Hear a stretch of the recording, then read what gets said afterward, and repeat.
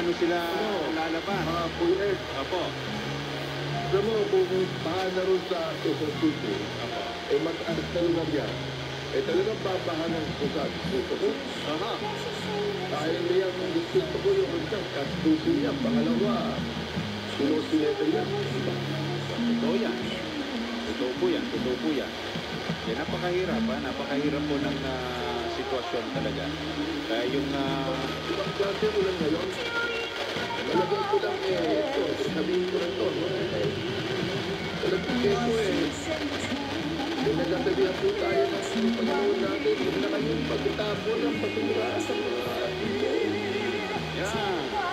Pero una dyan, kasi yung pagtatapon ko ng basura, ito pagkakansan naaawa tayo sa baha, sa mga tao nagkakabaha. Pero hindi tayo, pero mga tao nagtapon pa rin ng tapon. Especially, alam mo, yung single-use plastic na yan.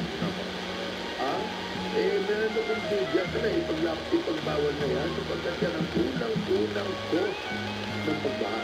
Yan. Totoo yan. Totoo yan. Kaya ako talagang ano talaga. So ito, ibigay ko lamang po yung hindi lumalabas yung sa advisory po ng MMDA.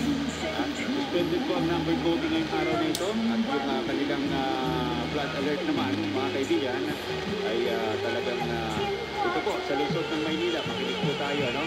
Ito po ay as of ay, kagabi pa ito. Ay, latest na kanang ngayong umaga Hindi ko makita yung nagpatong-patong na kasi yung mga mensaheng pinapadala sa akin. Kaya ito na ko makita, no? So, nahanap ko lamang yung latest ng MMDA para po ma-share natin sa ating mga kababayan. Meron na lamang po tayong 6 na minuto bago mag-bye-bye time. Pero mukhang ang Pro-Pinoy ay hindi rin makakarating yung kanilang mga guest today. So, nauunawaan po natin yan. So, special coverage na rin tayo, ha? Sa lagay po ng panahon natin. So, abang lamang po kayo mga kaibigan, ano? Ayun, maging daw sa Montreal, Canada. Last month, bumaha rin. Yun po, Bilas, tama, Ate Zen, Bilas. Yun, tama, Bilas, Sige po. Yung mga lugar, ano? Baka may mga bagong advisory dyan, sa newsroom natin.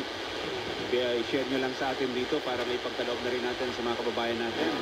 Marami na ho ang nagdeklara ng walang pasok, Kaya ang tabay pa rin po tayo dahil kung ano man po yung mga updates ay pinipilit po natin na may pagkaloob yan,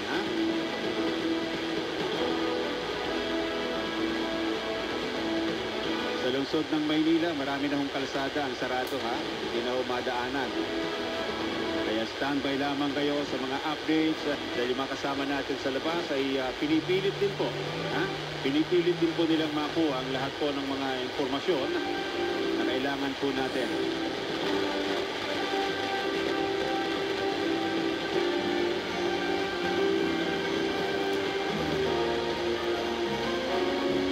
Maya-maya po, kukuha tayo ng update, mga balita dyan sa MBRRMC. Nakabase po dyan sa Campo Aguinaldo.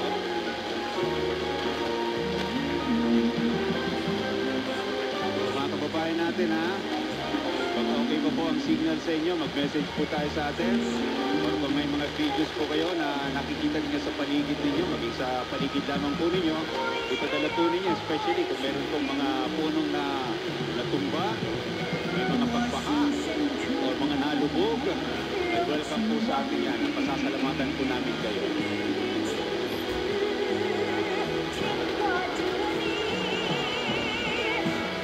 Ulitin po natin, Ipinagutos na po ng Palasyo ng Malacanang na wala na pong pasok ngayong araw na ito ang lahat po sa mga manggagawa sa gobyerno.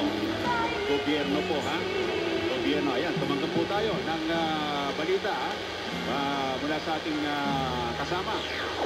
DCME 15 Special Coverage. special coverage.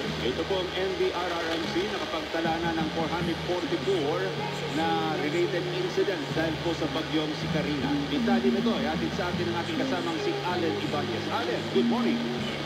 Good morning kasama kayo. Batay sa pinakauling status ng NDRRMC, umabot na sa 444 related incidents dahil pa rin sa bagyong Karina. Kinabibilangan ito ng Ilocos Sur, Bataan, Bulacan, Pampanga, Calabarzon, Batangas, Rizal, Laguna, Mimaropa, Occidental Mindoro, Negros Oriental, Cebu, Zamboanga del Norte, Zamboanga Sur,